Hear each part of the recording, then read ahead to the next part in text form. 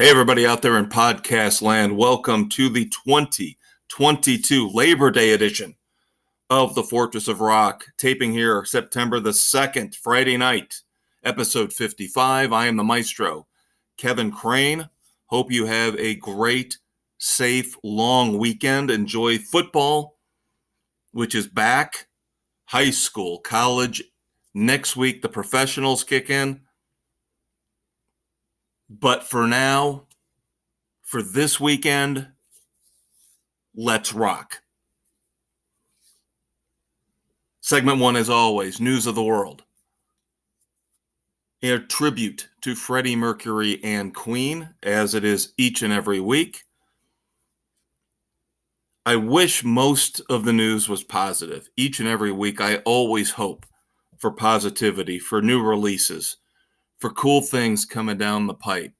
Tours, great news when it comes to the artists and the bands that we love, that we've enjoyed for years and years and decades.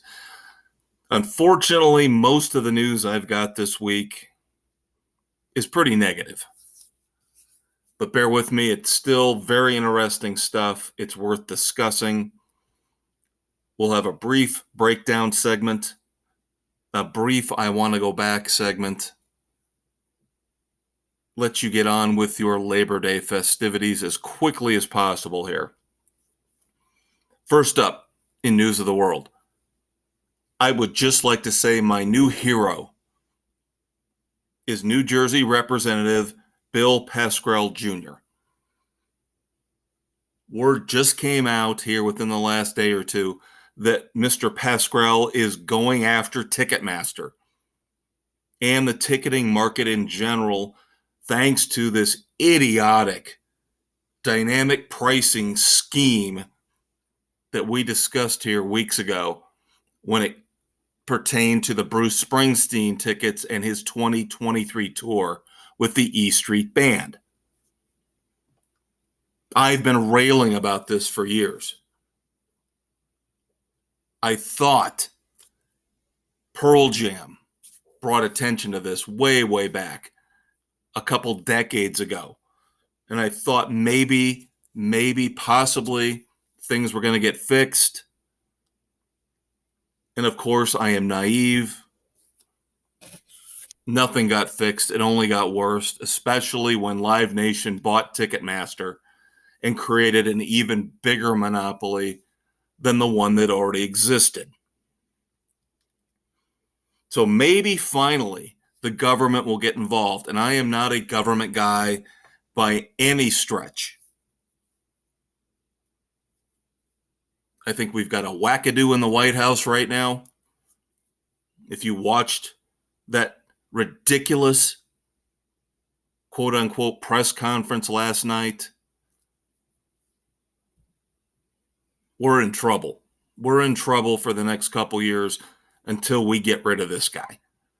But maybe at least the idiots in Washington, led by Mr. Pascrell, who might be one of the few guys or women in there who are not idiots, might actually be realizing that some of these smaller issues that affect people's everyday pocketbooks, their credit card balances, their chance at having enjoyment and entertainment in their lives, maybe these are issues we should be addressing instead of our little selfish needs,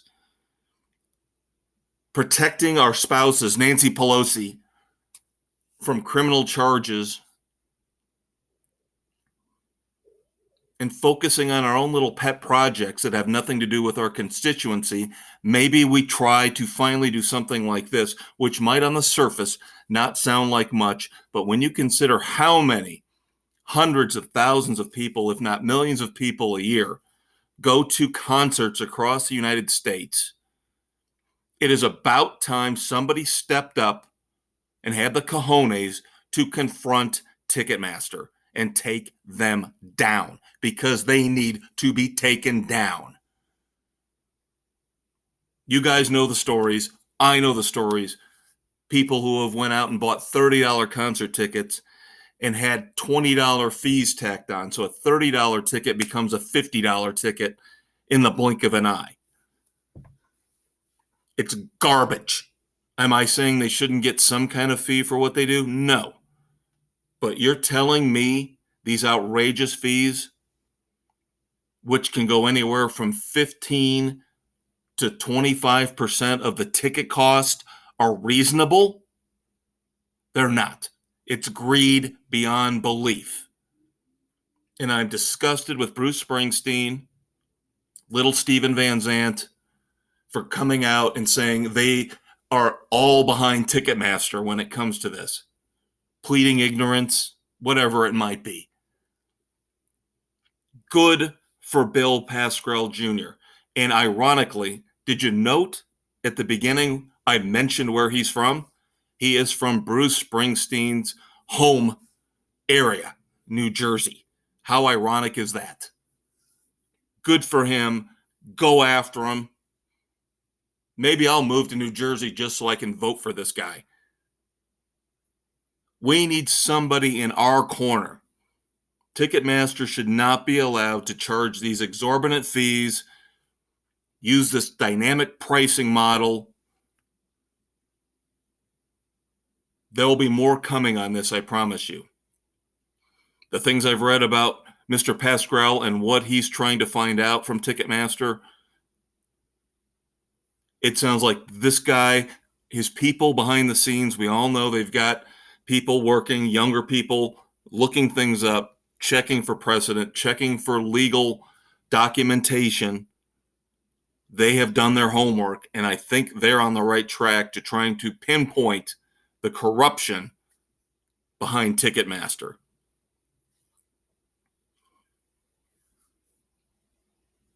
Speaking of corruption in government, the last surviving member of the Monkees, Micky Dolenz, has filed a lawsuit against the FBI. He wants access to all the records they have involving himself, the Monkees, or any of his deceased bandmates. And we all know back in the 50s and the 60s how crazy things were. McCarthyism, the Red Scare, the government went overboard trying to fight communism, trying to fight dissension. Sounds familiar, doesn't it? I'm glad Micky Dolenz now, in the last stages of his life, has decided, just like Bill Pascrell, to fight back. In this case, fighting the government directly, fighting the FBI. The Freedom of Information Act is his weapon, and he wants all the information that our government has on him and his fellow bandmates in the Monkees.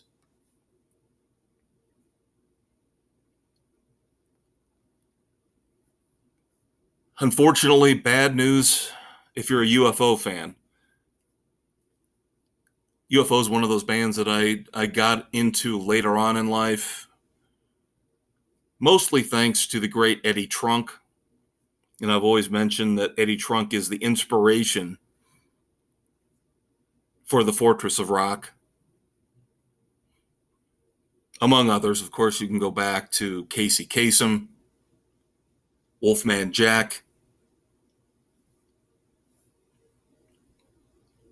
But UFO's leader, Phil Mogg, 74 years old, suffered a heart attack here recently, putting the final month or two of their farewell dates overseas in Europe in doubt. Now, he survived the heart attack, thank God, but he has been told by his doctor, it's been recommended that he does not finish up these farewell dates. That's how serious this heart attack was, where he basically needs to dial it down. It sounds like take the weeks, the months, the years he has left after this, enjoy his life, lower the stress level, which means no more concerts.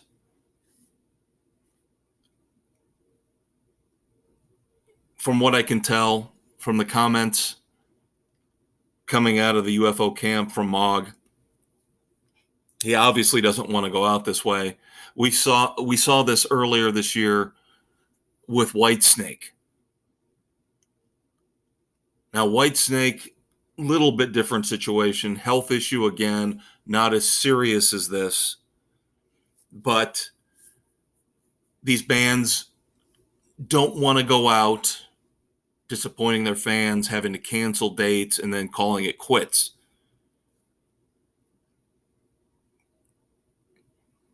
Unless you're Kiss, of course. Kiss is just going to keep extending their farewell tour until there's 4 coffins on the stage. Sorry, bad joke. Dark humor, I apologize. But, of course, we wish our best to Phil Mogg of UFO. You got to do what's best for yourself. And if this is it for UFO, you've just got to deal with it. You've got to accept it, whether it's the fan base, whether it's the band, Phil Mogg himself. Take what precious time you have left. Try to extend it. Try to enjoy it. Don't worry about a handful of farewell dates.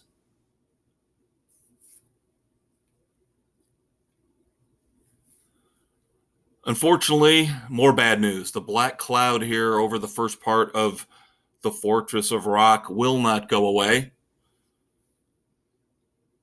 One of my favorite bands from the 80s, of course, is Ratt. Now we know guitarist Robin Crosby died years and years and years ago. So there's never been a hope of getting the original 5 back together again. But we've always kind of hoped the 4 surviving members, Warren DeMartini, Bobby Blotzer, Juan Crochet, and of course lead singer Stephen Pearcy, could somehow reconcile, figure out a way to give us maybe one big last Ratt reunion tour. Unfortunately, Stephen Pearcy came out recently and said that is, quote unquote, not gonna happen. Now, if there is a silver lining here, it is that Stephen Pearcy recently signed with Golden Robot. And that label will be putting out Legacy. Now, it sounds to me like Stephen Pearcy has control over all of the archival Ratt material. So Legacy will feature solo material, stuff from Arcade. If you remember Arcade, Stephen Pearcy, that was an offshoot band that he jumped into when Ratt initially broke up. But it will also feature Ratt material, including, as Pearcy puts it, the last song he wrote with Robin Crosby, the late Robin Crosby, and the last song he ever wrote with Ratt's guitarist, Warren DeMartini. And I think I went on a rant last week about this. Give us archival material if you're not going to give us new stuff. If you can't patch things up, if you can't get the band back together, then at least dig into the archives. Let us hear the stuff that didn't make the albums, the B-sides, the studio outtakes. And it looks like Stephen Pearcy is at least going to try to give all of us Ratt fans that. Again, Legacy. Look for it. Golden Robot is the label.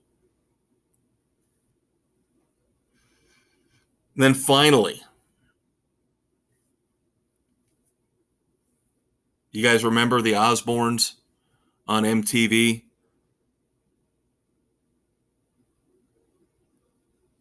I've always talked about how I have mixed feelings about MTV, how it was so important in my musical upbringing in the early, mid, late 80s, back when they actually played music videos 24/7. They were the nation's music station. You had your local stuff, but MTV was the one channel that you could turn on, and anybody across the nation was watching the same music video at the same time. And then, of course, it fell into complete and total garbage with reality TV and Teen Mom and Jersey Shore and utter and complete garbage.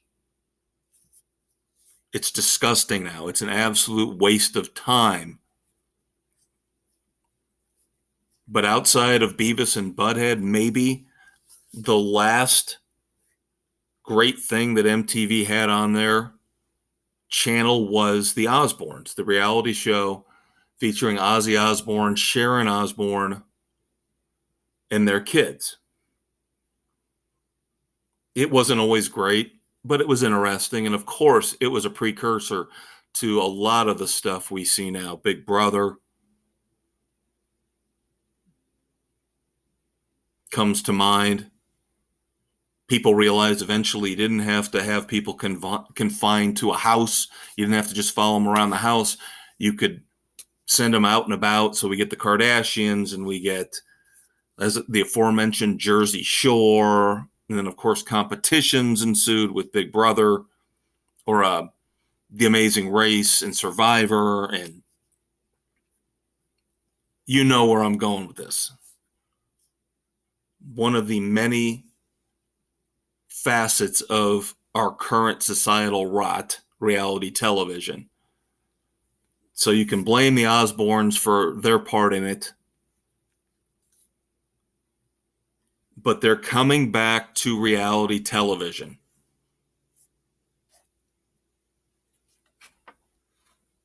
Of course, Ozzy Osbourne wants to leave the U.S.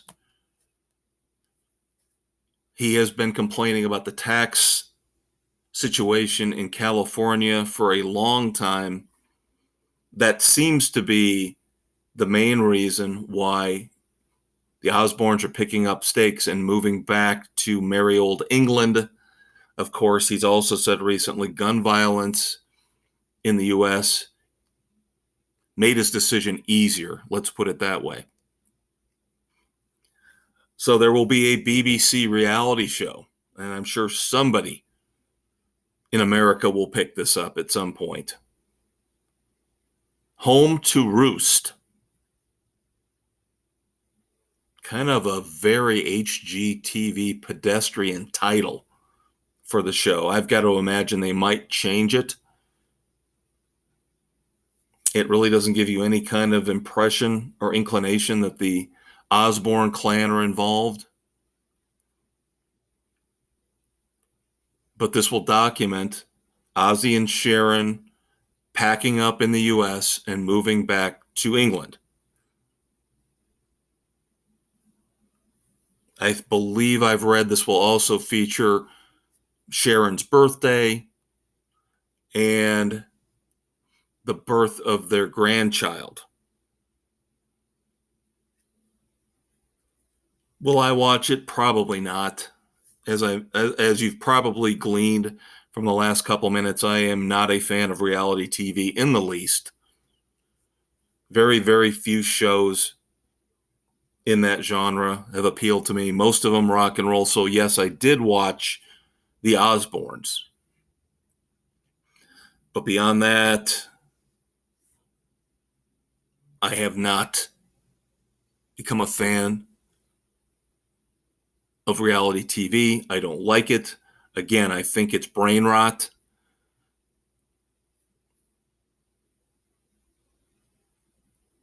I'm sure some of you feel differently. I'm sure some of you love Love Island, garbage like that, dating shows like The Bachelor, American Idol, competition shows, America's Got Talent. I can't stand any of it. I hate all of it. I literally hate all of it. So I probably will not watch Home to Roost. And again, I think they've got to change the name. The name currently, as this was announced here within the last couple days, the name does not give you any indication of what's going on involving the Osbournes. Some marketing genius has got to step in here and come up with a better name, a more edgy, more catchy name than Home to Roost. Sounds like they're going to be building a chicken barn, not the Osbournes moving from America to the UK. So there you go, kids. There's segment one for you here Friday night, September the 2nd, 2022. Very interesting topics here to lead off the podcast. Unfortunately, as I said, most of them kind of negative. But I can only tell you the news that I'm dealt. Stay tuned for segment two. Of course, break down our tribute to Tom Petty and the Heartbreakers. 4 new songs. Don't have an album review this week or a concert, but 4 songs to review. Going to be a quickie this week. Just like you, I want to get on with my Labor Day weekend and enjoy it, but I will still cover everything I possibly can here going into Labor Day weekend, send you off in proper rock and roll fashion, hang out for a quick promo, and I will be right back. Thank you so much for tuning in to the Fortress of Rock podcast with me, the Maestro, Kevin Crane. Of course, that was segment 1, the news of the world, our tribute to Freddie Mercury and Queen, where we look back at the past week in rock and roll and all the news and all the controversies that you deserve to know about. Next up is the heart of the show, the meat and potatoes breakdown, where we are going to review all the new songs, all the new albums, all the new concert tours, the shows that I've seen personally. Stay tuned for that. Of course, we're now available on Spotify, Anchor, Apple, Stitcher, Castbox, Google, Pocket Cast, and Radio Public, wherever you listen to your favorite podcasts. Hang out, kids. We'll be right back. All right, welcome back. Segment 2, The Fortress of Rock, Friday night, September the 2nd, 2022, episode 55. Hope you have a great Labor Day weekend. Be safe. Take care of you and the ones you love. Don't drink and drive. I know a lot of people have cookouts, family reunions planned. Be safe. You owe that to the people that care about you.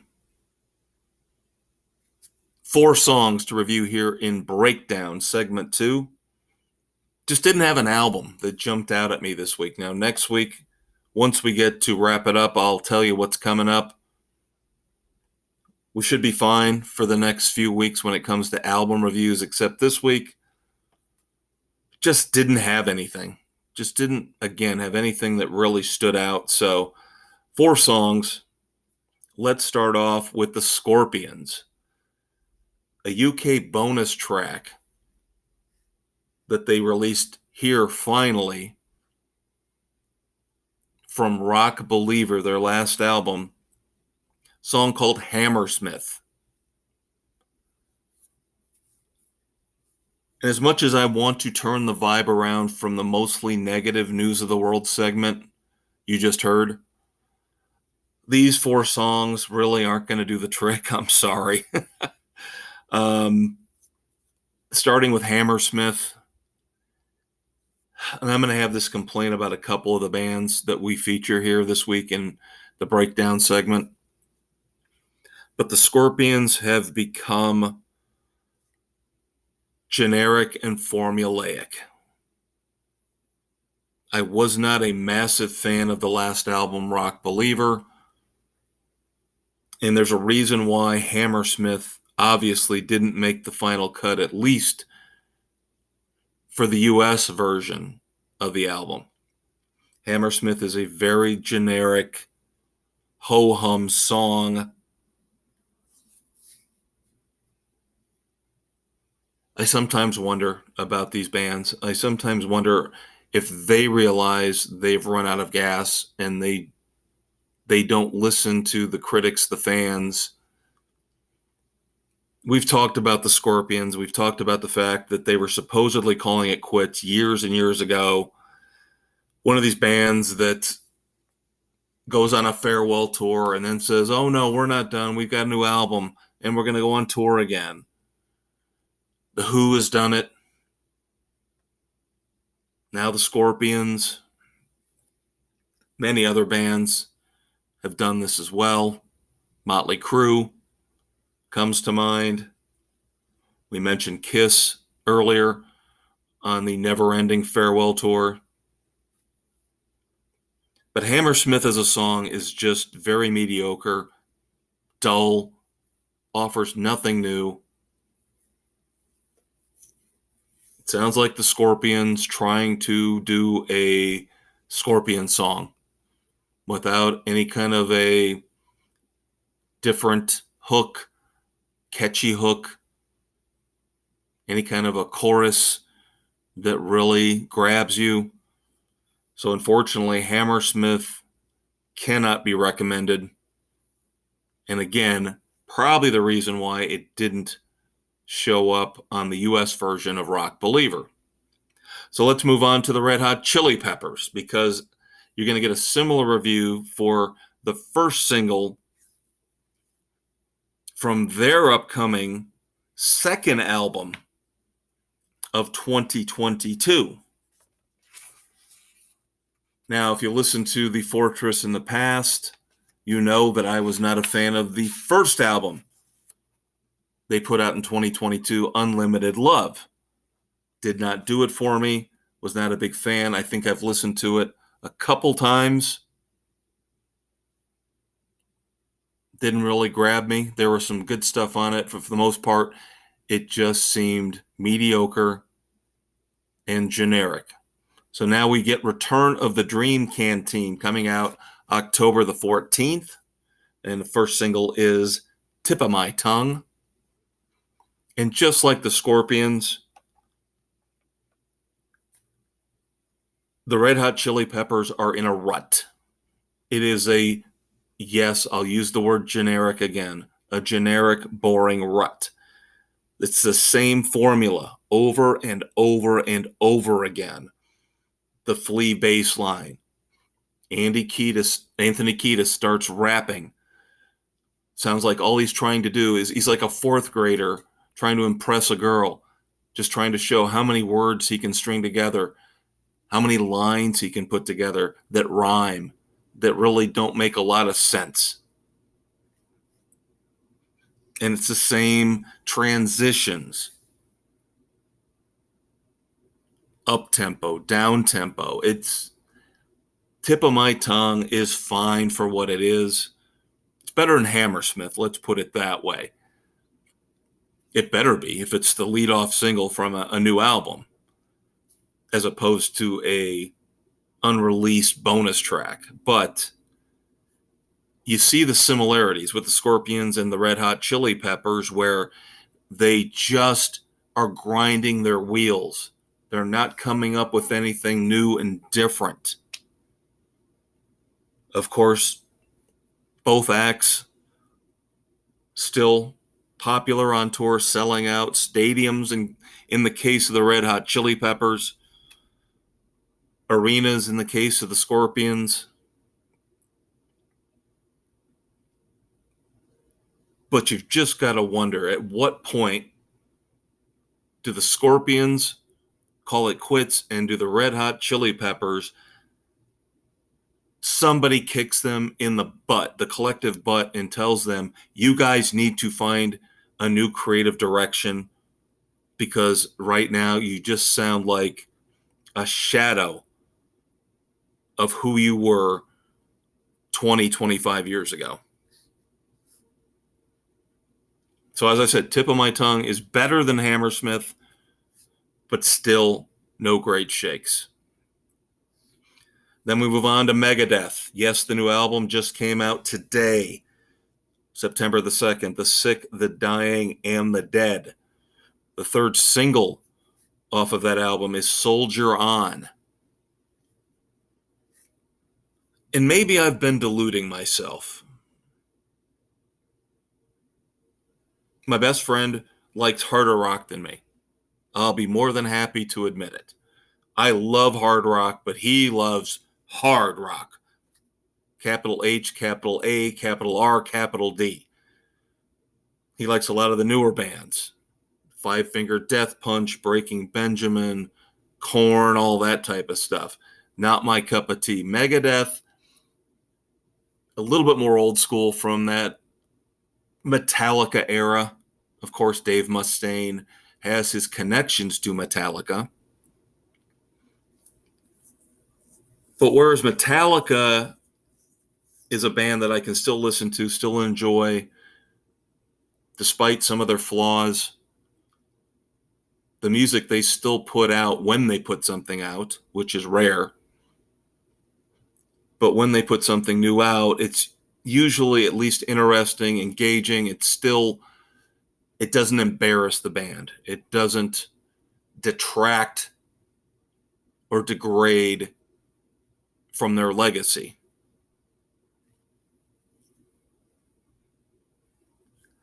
And again, maybe I've been fooling myself thinking I liked Megadeth more than I did. Maybe it's just a couple songs. I love Peace Sells. Love Peace Sells. I think it's a fantastic song. But again, maybe I've let my appreciation for, dare I say, Megadeth's greatest hits cloud my judgment when it comes to their overall body of work. And now that we're 3 singles in on The Sick, the Dying, and the Dead, I really haven't been impressed with any of the 3 songs that have been released so far. Soldier On might actually be the best of the 3. But that doesn't mean it's a great song. It's okay. And I'm going to fall back on some of the things I've said about the Scorpions and the Red Hot Chili Peppers. Almost sounds like Color by Numbers, Megadeth. Check boxes. It's Megadeth song, so we've got to have this, the Mustaine growl, the speed metal guitars, check, check, check, check. But again, nothing new, nothing creative, nothing different. So again, cannot recommend Soldier On. I just can't. So finally, we get to the new song from Aaron Jones. Now, Aaron Jones, this will be his second album coming out here eventually. First album was Child of the State. Now, I admire what Aaron Jones is trying to do. It's very interesting to try to bring together different musical worlds. Of course, many other artists in the past, rock or otherwise, have tried to do this. Now, when it comes to Aaron Jones, the easiest comparison for me would be Living Colour. One of my favorite bands of all time. Living Colour brought together hard rock, borderline metal, with an urban sense of a little bit of hip hop, a little bit of R&B, but most of all, the desperation of the inner city.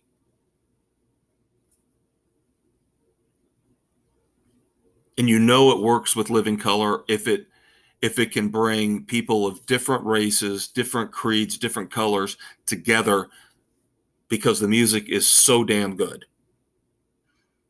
And the lyrics are so damn good.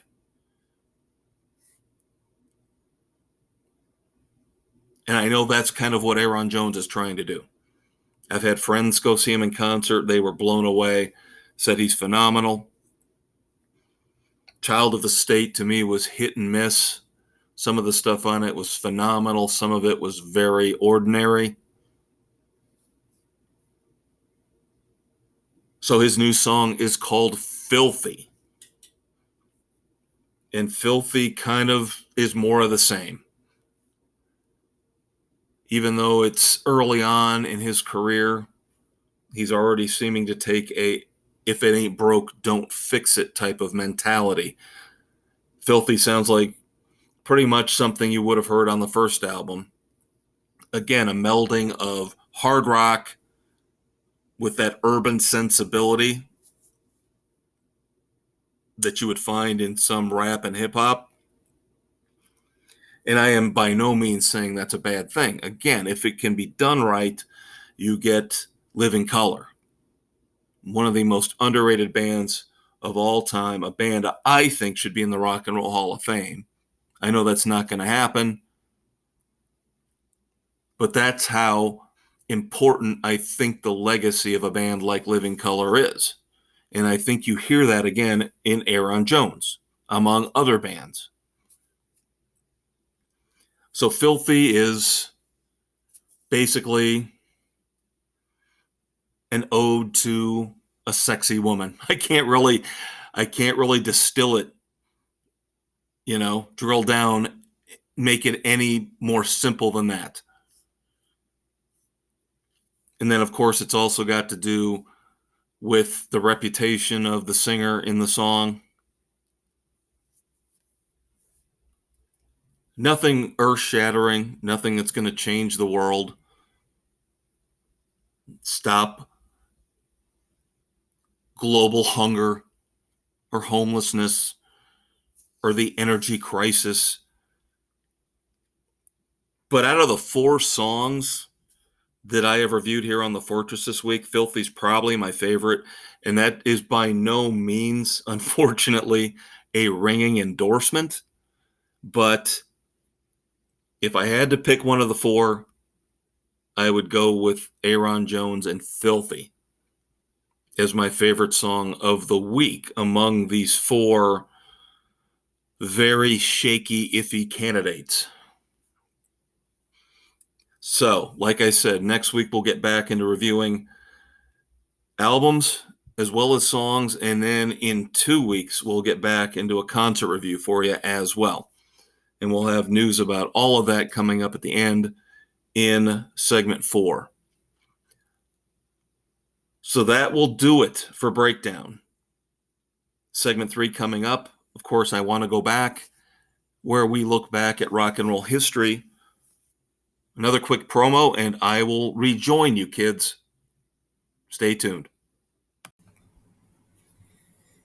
All right, now that we've looked at the current state of music in our breakdown segment, it is time to climb into the DeLorean and travel back in time to look back at moments in rock and roll history, birthdays, deaths, anniversaries of song and album releases.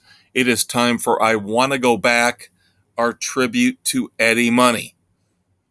Stay tuned. And as always, we're on Spotify, Anchor, Apple, Stitcher, Castbox, Google, Pocket Cast, and Radio Public, anywhere where you listen to your favorite podcasts.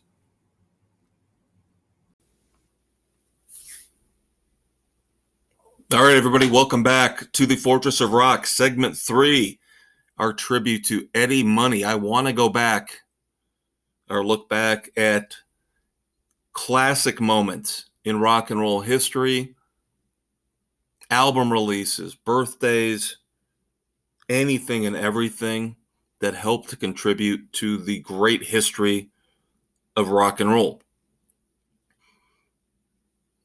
Now, as always, you can find us on Spotify, Anchor, Google, Radio Public, Pocket Casts, Apple, Overcast, Castbox, Stitcher, Amazon Music, and Audible.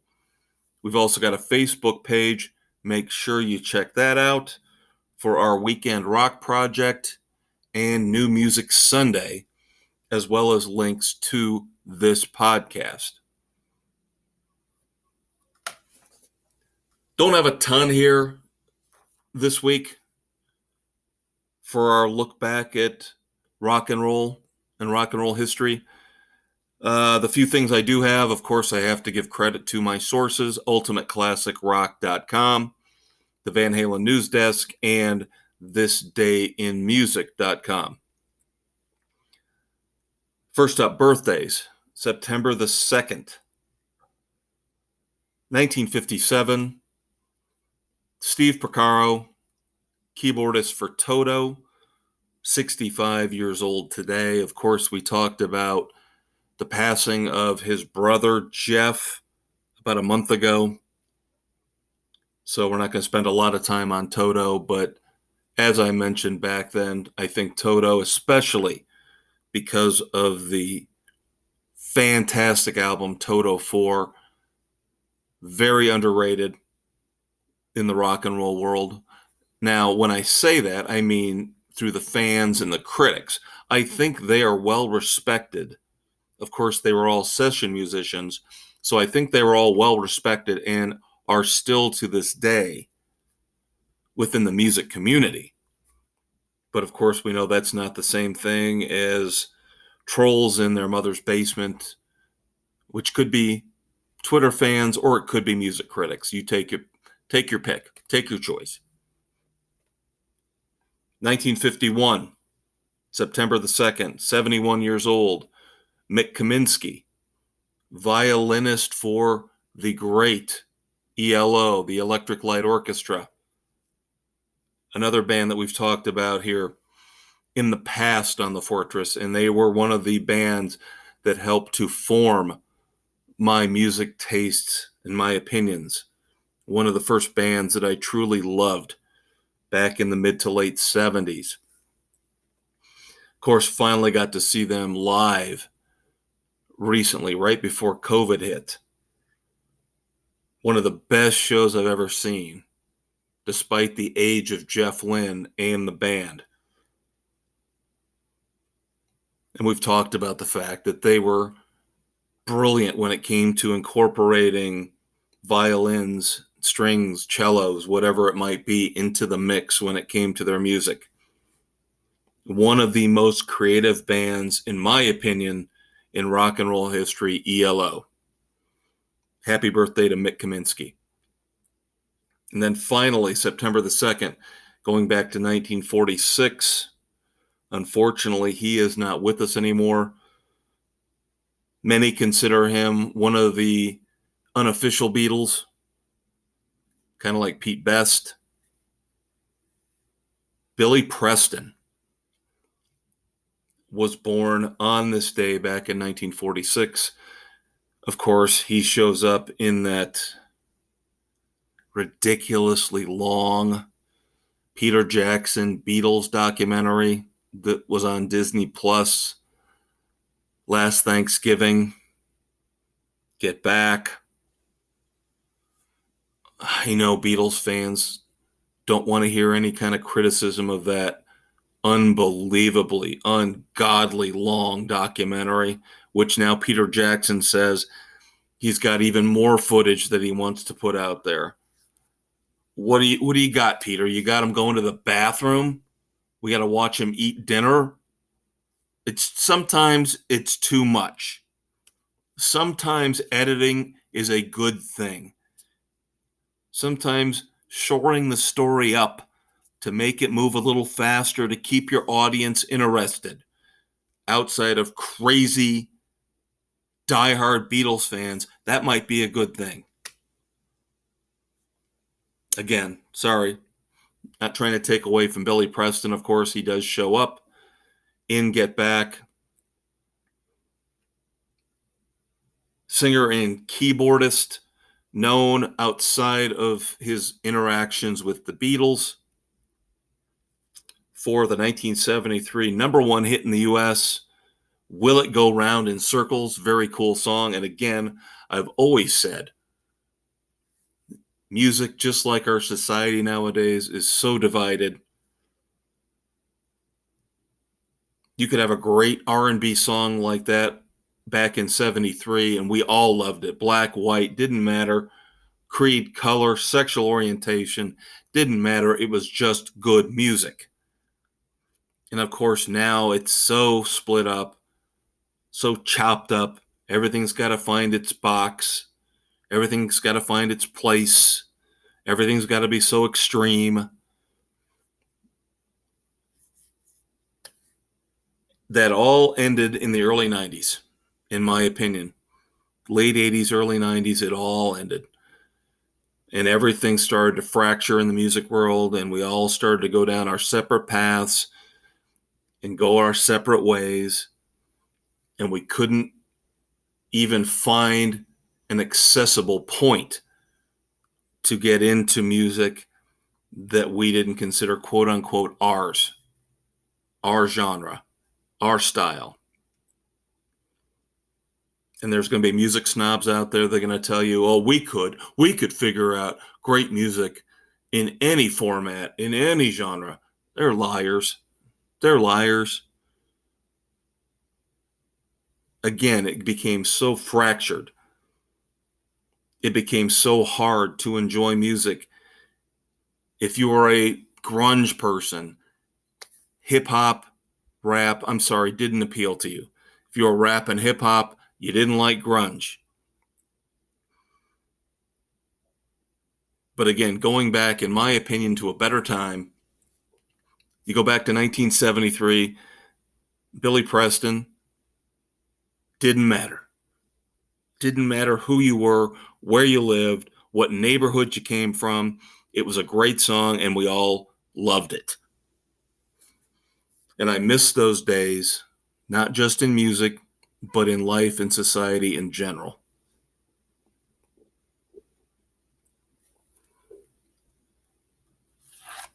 Now, finally, to wrap up, I want to go back. Yeah, I promised you it was going to be a shorter episode this week.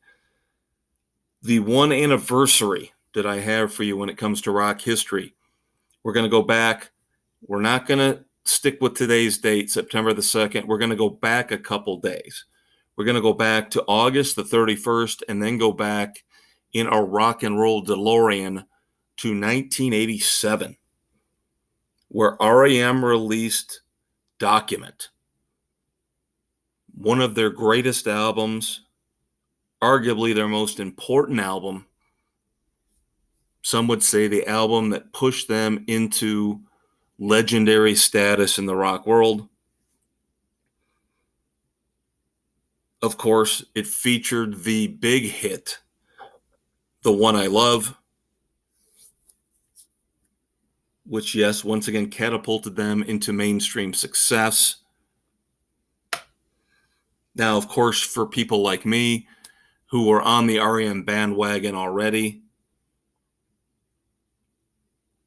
the song on Document that we will always cherish, always love, used to know every single lyric, could sing it from beginning to end at parties. Get your friends together, a couple adult beverages in the backyard for a barbecue. It's the end of the world as we know it, and I feel fine. You know you're already starting to figure out if you can sing the entire song, because I am. Michael Stipe's rambling, pop culture, inflected lyrics, reminiscent of Billy Joel, We Didn't Start the Fire, almost a companion song to It's the End of the World. But now that REM has called it quits, going on over a decade now, I still think this song stands out as their greatest achievement. Of course, a lot of people are going to go with Losing My Religion. Depending on your personal taste, I love Pretty Persuasion, off of Reckoning, South Central Rain off the same album. But if you force me to pick my favorite REM song, it'd be tough. It would be really tough to not go with It's the End of the World as We Know It and I Feel Fine.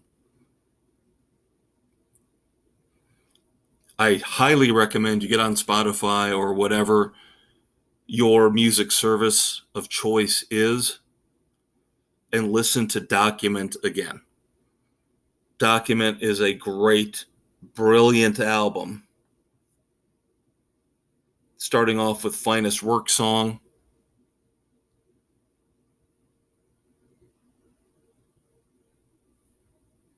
One of REM's finest, if not their best overall album.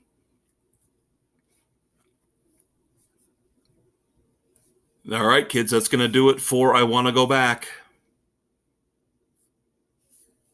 One last promo, and we will discuss what's coming up here in September and maybe beyond on the Fortress of Rock.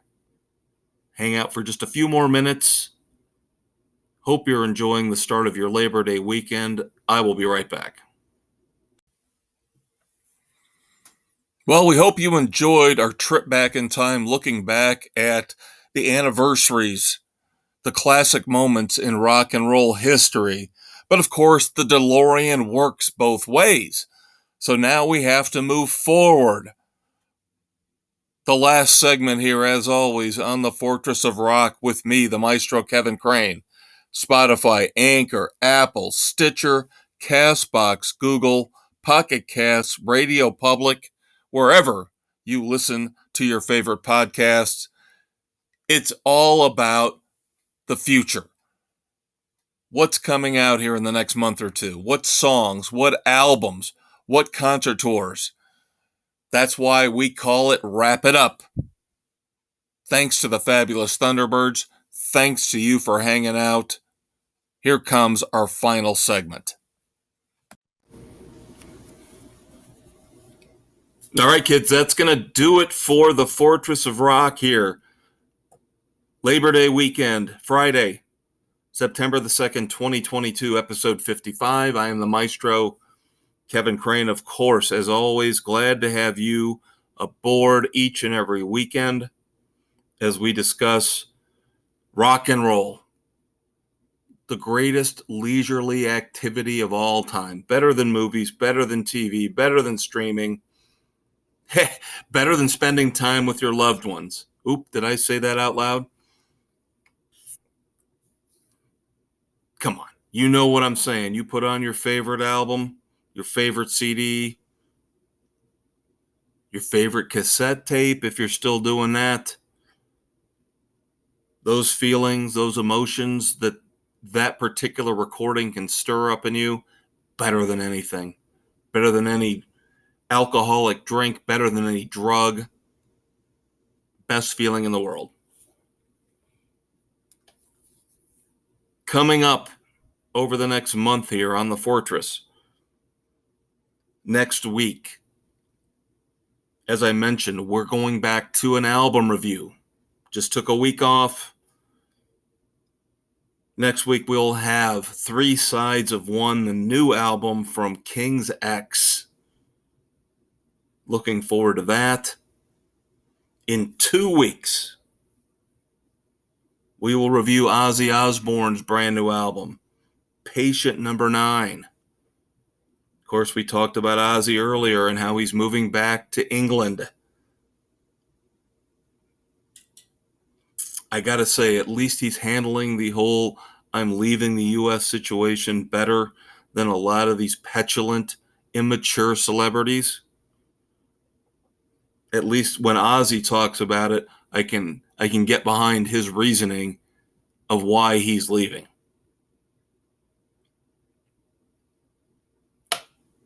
Still debating, still trying to figure out whether or not I want to review the new Megadeth album, The Sick, the Dying, and the Dead. Now, if you guys have been listening to the podcast for a while, you know, when we get to this point at the end, and I start to discuss future possible reviews, that's what they are. Possible.